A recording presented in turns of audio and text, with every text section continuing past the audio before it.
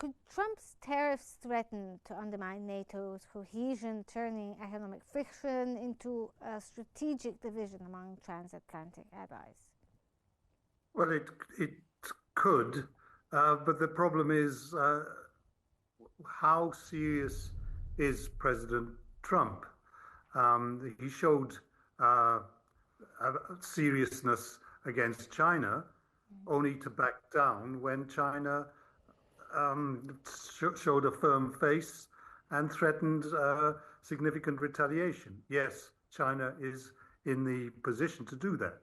And so uh, it all depends how serious President Trump is and whether there is follow through. We all know that he threatens and then doesn't follow through in the face of threatened retaliation.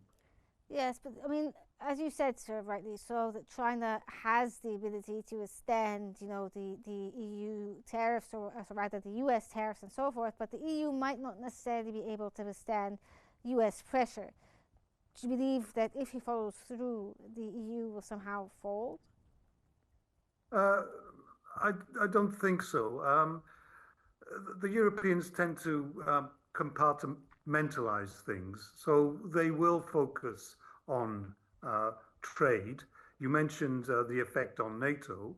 Mm-hmm. NATO, to them, is a separate issue uh, which will be dealt with in the NATO summit Mm-hmm. at the end of June in The Hague. But I don't think the Europeans will fold. They're looking at a range of measures. Their self respect determines that they will not meekly uh, bow down to Trump's threats. And if it's a matter of negotiations, the Europeans are very much more adept in negotiations than the Americans are with this Trump administration. And so I think the Europeans will be worried. As you say, the stock markets have fallen, but um, they will not meekly bow down to Donald Trump in his irrational and threatening phase. Well, sir, you said that the Europeans will deal with each file separately, whether it be, the economy and trade and or NATO, they're going to be separate things. But sometimes defense cooperation intertwines with trade. Could the rising US EU tensions spill over into military coordination and intelligence sharing? Yes, of course. And uh, um, the how far President Trump is willing to go in his contempt and uh, antagonism to the Europeans, we don't know. Uh, but we do know that the Americans, the US, um, does benefit from the alliance from Europe. Uh, the Europeans buy immense amount of military equipment from the United States, and I think the American lobbyists, military lobbyists, and defense lobbyists will be frightened in case of a spillover to which affects their purchases and affects their military arrangements in Europe. Okay, we're going to talk now to Ms. Irina Zuckerman, who's joining us from New York, a political researcher. If you could give us your take on what's happening. Ms. Zuckerman, how might Trump's erratic trade policy reshape global economic alliances, especially with the EU weighing deeper ties with China and Asia, and they're moving sort of away from the US right now? Ms. Zuckerman?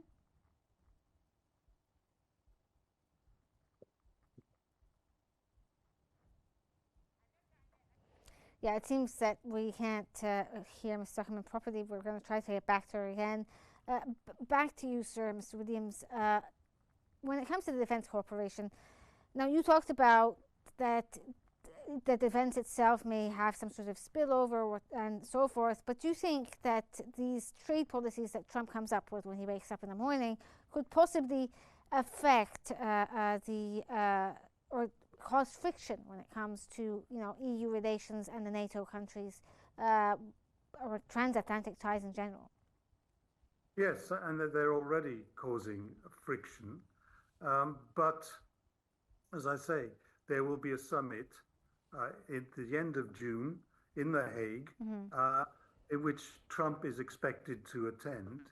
And I think these issues will come to a head.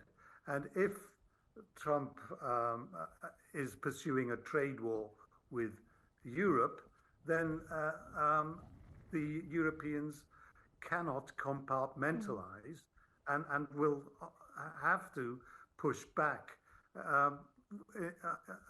into Trump's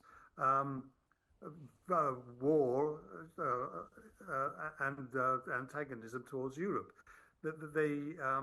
There are arrangements in Europe which the Americans participate for the defense of Europe.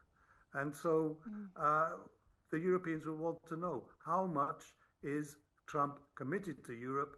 Otherwise, the NATO arrangements will be weakened. Is this a correct assumption that it's going to have to be reassessed? It won't be assessed. It'll just be an argument.